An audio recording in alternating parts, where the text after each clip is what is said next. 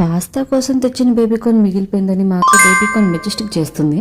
First అయితే baby corn వాటర్లో పోసి బాగా ఉడకబెట్టేసింది. ఆనియన్స్, అల్లము, వెల్లుల్లిపాయలు మొత్తం అంతా సన్న పీసెస్ లాగా కట్ చేసుకుంటుంది. ఎక్కడో యూట్యూబ్ లో చూసిందంట, అవి అలా కట్ అవుతాయా లేదా అని చెప్పి ఆ వెల్లిపాయలను అలాగా టెస్ట్ చేస్తుంది. నిజంగానే కట్ అయ్యాయి కదా.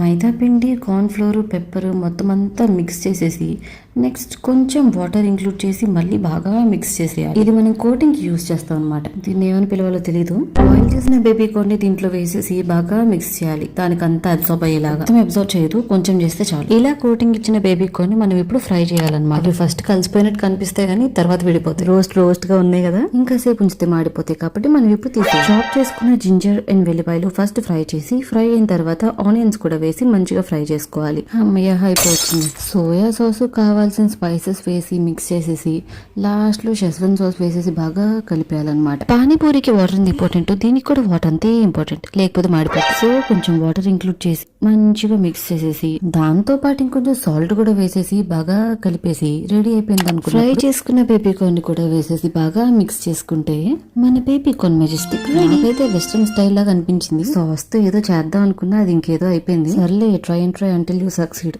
ఈసారి చేద్దాం. టాటా.